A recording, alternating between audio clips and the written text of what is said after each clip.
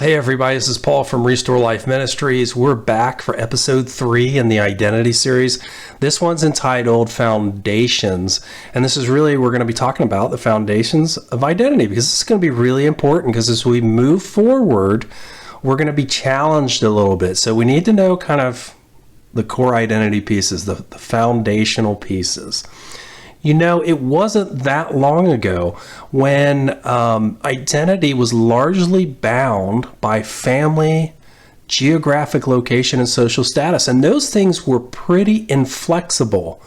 People usually didn't move out of like the towns they were even born in, the social and economic, strata that they were born into, in the families, right?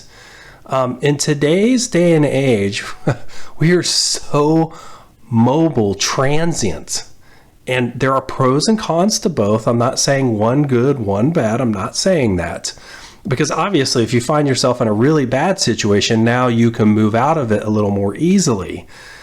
But with that fluidity, there comes a kind of this thing that happens with people where they start kind of not realizing who they are. There's a real identity crisis that is happening in our cultures because of this transience and this fluidity. And, the biblical view of core identity is that it is given. It is not gotten or constructed. And I'm not saying that we can't have parts of our identity that we get. There is some of that, but our core identities are given by God. In the book of Genesis, when man, and I say that in a general sense, man and woman, were created, they were created with this material part of them, which is their physical bodies, right? And I want to say right off the bat that the physical body is not bad. Like, the body isn't bad, sex isn't bad, it's all good. God made it.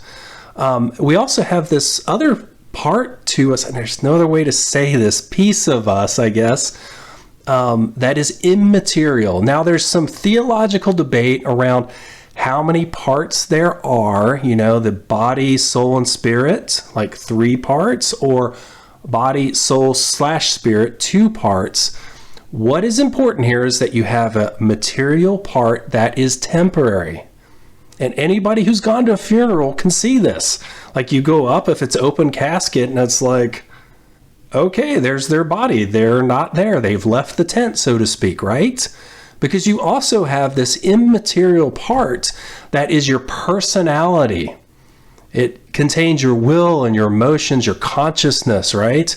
And that is that immaterial eternal piece. Like the body is, Jesus, when he came back from the resurrection, he could eat and dine with the disciples, but there were other kind of things about this new heavenly body that he got where he was saying, like, don't hold on to me. And he could do things that he normally couldn't do, right? Having an earthly body. So there's something that happens with the earthly, then a heavenly body. But then there's this eternal piece, consciousness, personality, will. I think you're getting the point here. There's also this thing where God in Genesis says, let us make man in our own image. And that means that everybody, and I mean everybody, carries around the image of God. Right? There's this aspect to who we are where we have been created in the image of God the Father. Things like work, that we can work or be creative, or that we're relational, right? That we can have dominion and reign over creation. These are all parts of that image. And it's really important because it really shows that, one, we're not animals. We're distinct and separate from the animal kingdom and the plant kingdom. I'm not saying we shouldn't take care of animals. We absolutely should be humane and take care of animals, right? But we are separate. We are different. In fact, we are the pinnacle of creation. We're created in the image of God.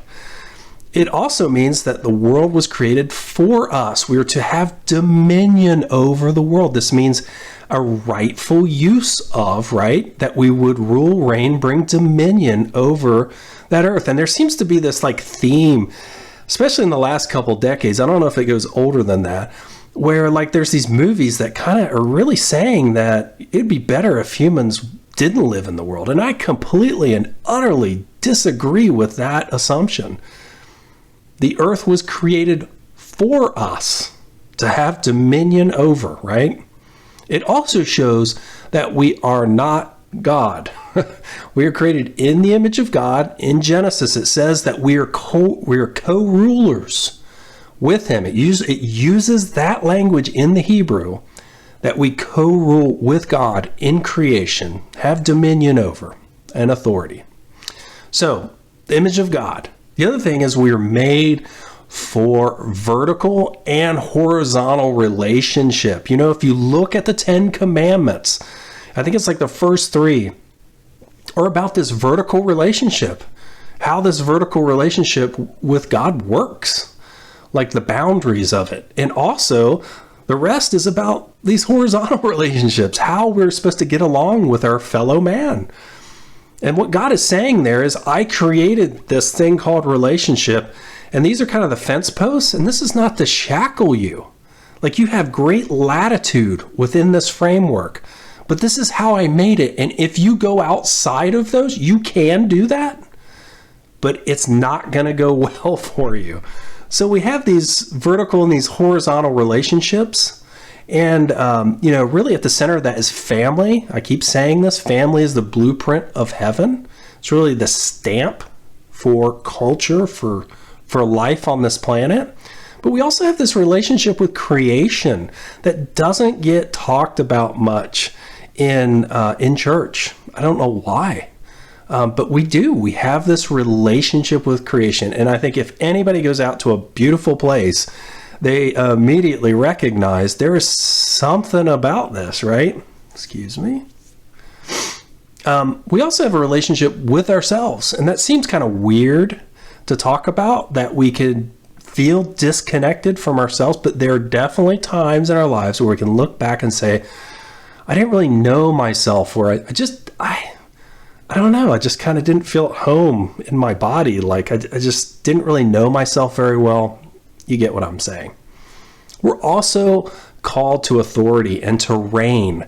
And really, this could be thought of like concentric circles. Like, first and foremost, and honestly, this is one of the most challenging, is with ourselves. Like taking authority over our thoughts, the ruminations of our hearts, what comes out of our mouth, and not just being reactionary, right? Our bodies. That's first and foremost. That's like the inner circle in our relationship with God, right? Then out of that place, it's this relationship with this space right around us. And usually that involves family, but it can be other spaces as well. But we spend a lot of time with family and the people in that space because we have influence over them. Then from there, other spheres of influence. So it has to start here. This is the place where we start. And then it flows out from that place of authentic relationship. That's what we're going for. Connection, right? Connection in all those ways. Because what we saw in Genesis 3 is that man willingly chose disconnection. And that disconnection rippled through all of those relationships I just talked about. Relationship with himself, relationship with God, relationship with others, relationship with creation. You know, and one of the saddest passages in Scripture is when after Adam has, decided that, chosen that, God is walking through the garden and he says, "Where are you?" Well, he knows where Adam is, but this is a cry of relational disconnection.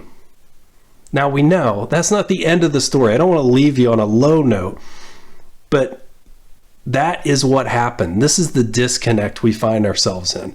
So it's super important for us to know who we are and have this foundational knowledge of our identities as we move forward. So for homework, what I want you to think about is I want you to think about those times where you had big breakthroughs in terms of your identity. Big breakthroughs where you understood yourself on a new level. Maybe it was an event that happened, or like a conversation, or maybe just a time of reflection and getting away, solitude. Whatever it was, think back on your life when you had big jumps in like self-awareness and self-understanding, and think through like what happened to allow that. See if there are patterns in those breakthroughs. Ask God to come into that conversation and see what happens. All right, that's it for this episode. Next episode, we're going to talk about that there is one and only God. Actually, there is no one and nothing like God. Sorry, I always get that wrong. So I hope to see you there in the next episode.